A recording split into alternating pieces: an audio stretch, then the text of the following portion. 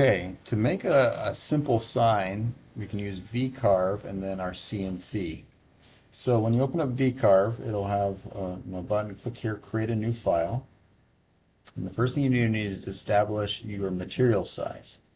So we're going to work with 6-inch wide boards. You're going to cut them to 14 inches long, and their thicknesses are 0.75 inches or 3/4 of an inch.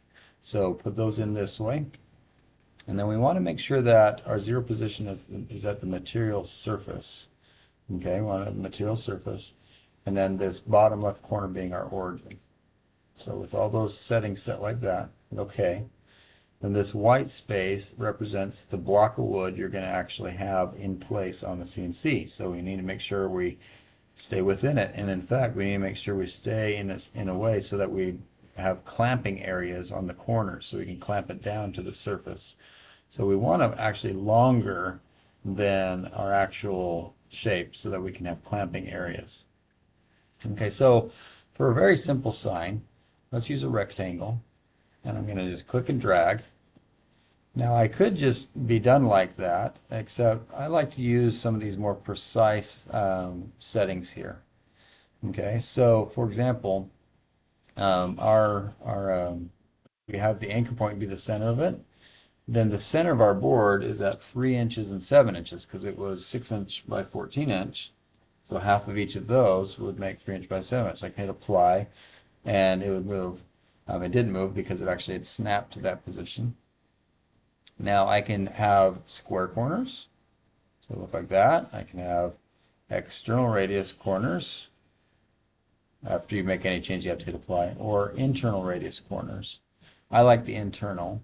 That one looks a little big, so I'm going to make that more like maybe 0.5. And then the width, I'm going to make that 4 inches by 10 inches. And apply. Now, if you have a longer name or a longer word you want to put in here, it might look better to make it a little skinnier, like 3 inches by 10 inches. But I'll say you don't want to go much longer than 10 inches wide because we need clamping area on the ends. Okay, so I'm going to close. I've got that shape. Now we're going to just make another rectangle. I'm going to click and drag it. We'll do the same thing. Okay, it remembers our last choices. I'm going to center it at 3 and 7. And I'm going to make this one 5 and 11. Apply. Okay, that makes it equal, gives me a half-inch distance all the way around that edge there.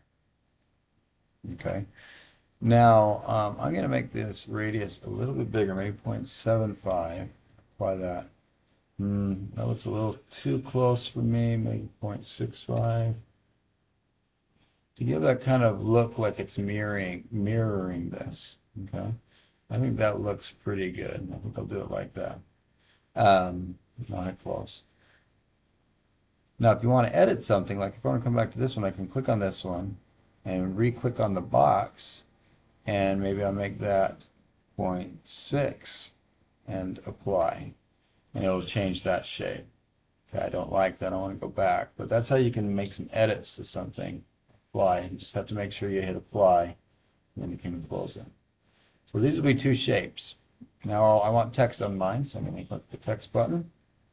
I'm going to type in GHS.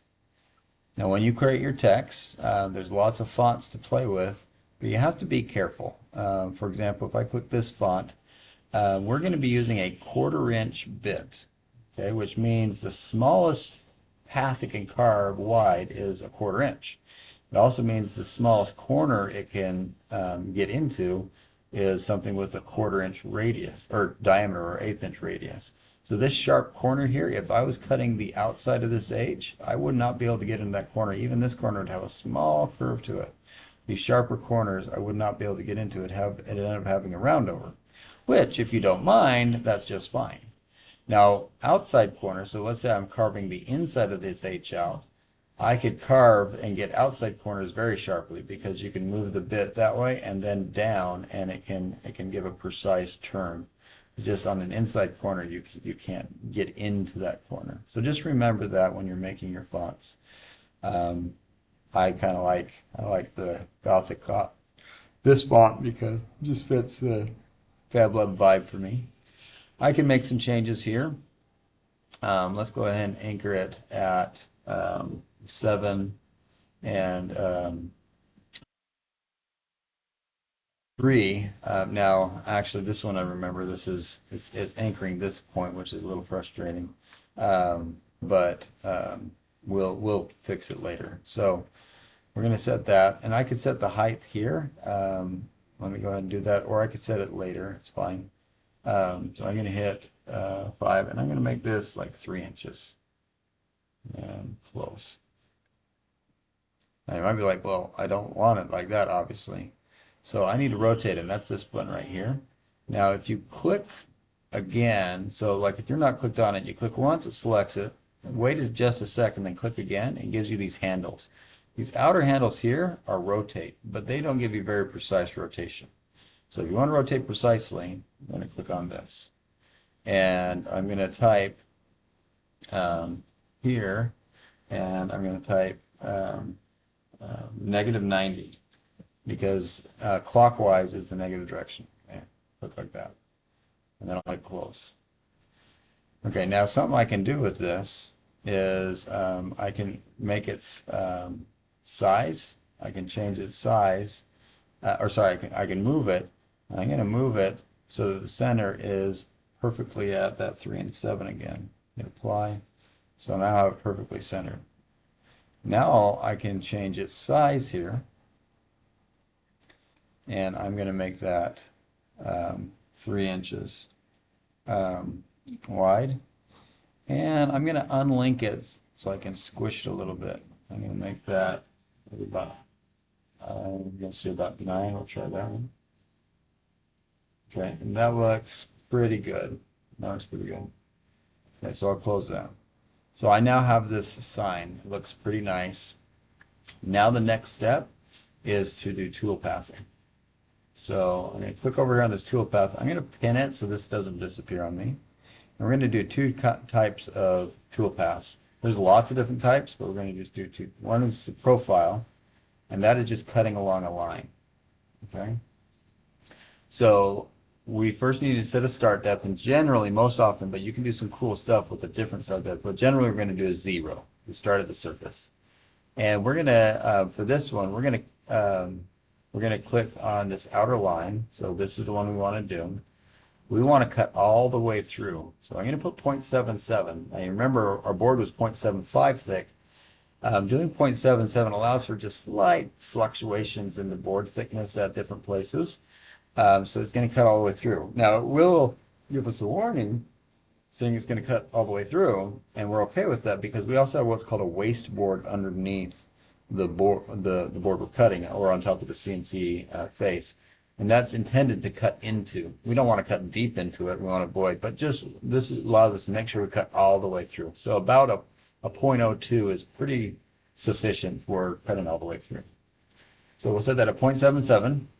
We need to select our bit. So we're going to click here on select, and we're going to select a end mill. We're going to select a 1/4 inch end mill bit.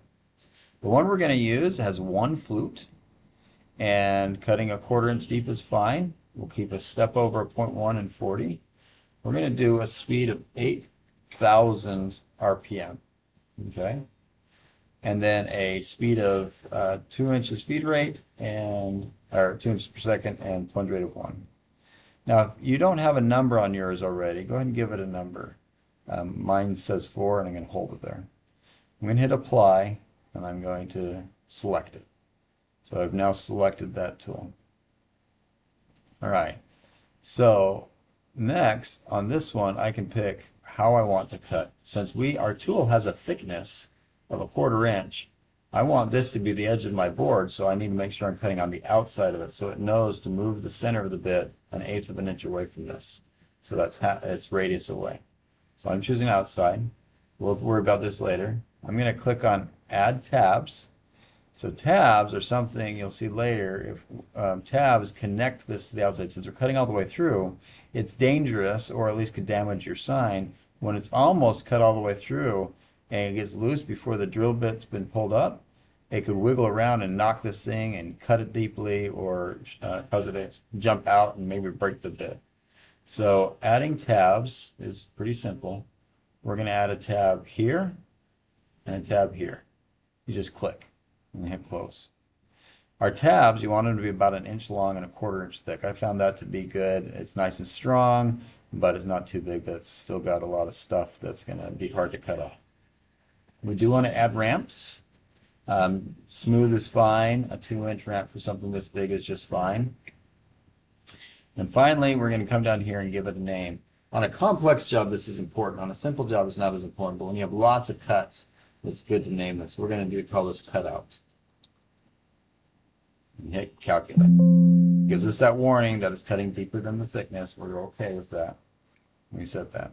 And it jumps to a preview mode. You can see it's got 3 different paths all the way through it. And if we do preview selected toolpath, it'll show us that cut. And if you go like this, you can see there's this little triangle thing that sets the that tab. So these will always be connected even when the drill bit's done and pulls away. And then we'll have to use just a fine saw to just cut that off, and it's easy to do. All right, so now I'm going to hit close on this. Go back to the 2D view. All right, now I'm going to click on this one and hold shift down while I click on this one and go up to this pocket cut. Now this one, a good relief or a depth for something you want to stick out, 0.1 inch is just fine. That's just fine. That's almost 3 millimeters, and that's just fine. I'm going to remove these bits here. I'm going to remove them, and I'm going to select, so if you have nothing here, you're fine, but I'm going to select the bit. I'm going to go click on this 1/4 inch one. It remembers all the settings I made for it, and I'm going to hit select. Okay. And most of this should be kind of defaulted, but you can do offset. You can also do raster. It just means it goes back and forth, versus this one, which kind of goes around and around and around. Doesn't really matter. And then let's do ramp our plunge moves. Let's give it a distance of about 2 inches again. Well, 1 inch is probably fine on this one. Change it to 1 inch. And here we'll do this cut around text. Cut around text. Okay, and so now we can hit calculate. All right, so we've got that. Now if we hit preview selected toolpath, we can see what it's doing. So that's looking pretty good. We've got that cut out nicely. Okay, so that's pretty much it. We're done with design and we're done with our toolpaths. Now we need to just save it. So we're going to go close this out. We're going to highlight both these, and we're going to hit our save button. Okay. Now this shows that we're showing all visible toolpaths into one file, so it'll do one right after the other. If it says desktop here, you need to select PRS Alpha 9648 default. Okay. Now if you don't have that, I'll show you how to get this here. We want that one, and then shopbot TC inch. And then we can do save toolpath. And we can save it to, I'm going to just do it as a GHS sign. I've already done this once, so I'm going to do it again, so I'll call that 2. What you want to do is you want to name it with your name in it. So put like your first initial and your last name, or your first name and your last initial. That you want that so we can know which one's yours and which one's. If you just do sign, we're not going to know the difference. So then hit save. And then all you got to do is export that to a flash drive and bring it back to the CNC. Okay.